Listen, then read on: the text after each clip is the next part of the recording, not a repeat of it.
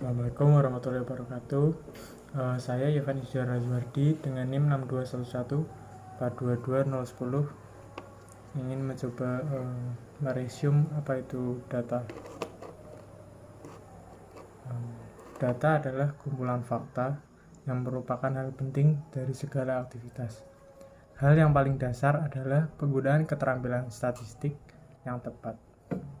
Pada intinya, data adalah kumpulan fakta dan data adalah inti dari setiap aktivitas. Dan untuk memahami sifat data adalah hal yang paling penting dan mendasar untuk penggunaan yang tepat dan efektif. Lalu memasuki jenis data. Jenis data sendiri dibagi menjadi dua, yaitu data kualitatif dan data kuantitatif. Untuk data kuantitatif dibagi menjadi dua lagi, yaitu terpisah atau berlainan dan lanjutan atau kontinu. Lalu data nominal. Nominal berarti nama dan hitungan. Datanya adalah berdasarkan abjad atau angka hanya pada nama saja, merupakan kategori tanpa urutan atau arah. Lalu data nominal sendiri penggunaannya dibatasi hanya untuk pencatatan, seperti orang, benda, dan peristiwa. Data nominal paling lemah dalam pengukuran tanpa asal aritmatika, urutan ataupun arah, atau hubungan jarak jauh. Dan data nominal itu dibatasi atau penggunaannya terbatas. Lalu memasuki data ordinal atau data biasa, itu artinya pangkat atau urutan. Data ordinal sendiri mengurutkan kejadian-kejadian. Kategori yang diurutkan seperti peringkat atau penskalaan.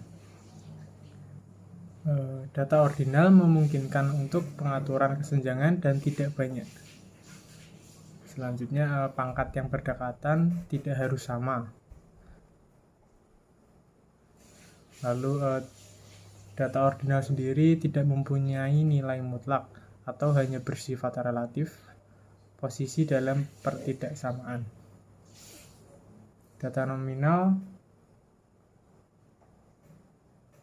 perbandingan yang lebih tepat tidak mungkin dilakukan. Lalu memasuki data interval atau skor atau tanda. Data interval selain peringkat menciptakan kesenjangan, lebih lanjut memungkinkan membentuk perbedaan. Untuk data interval tidak ada yang mutlak, 0, asal yang unik tidak ada.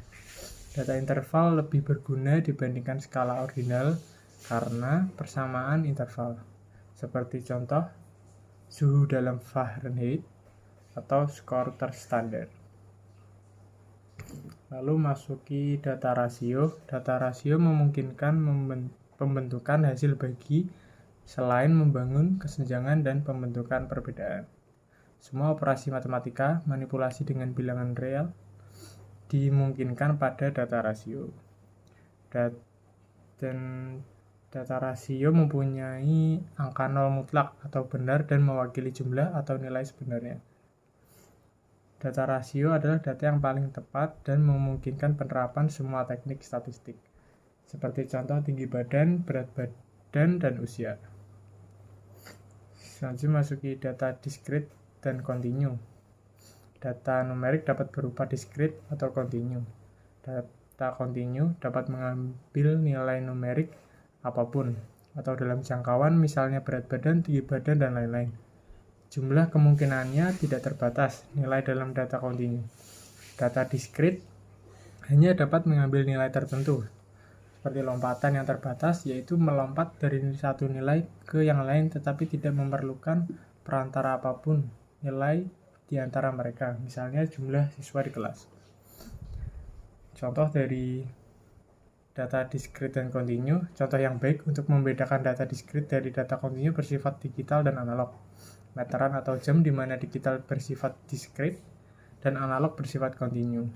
Perbandingan kontinu dan diskrit, data kontinu itu lebih tepat dibandingkan data diskrit.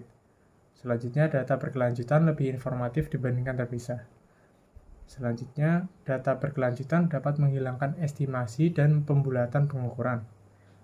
Lalu, data berkelanjutan seringkali memerlukan waktu lebih lama, memakan waktu untuk memperolehnya. Atau data kontinu tadi. Lalu, data discrete juga harus diubah menjadi data kontinu bila memungkinkan untuk memperoleh tingkat informasi dan detail yang lebih tinggi. Terima kasih. Wassalamualaikum warahmatullahi wabarakatuh.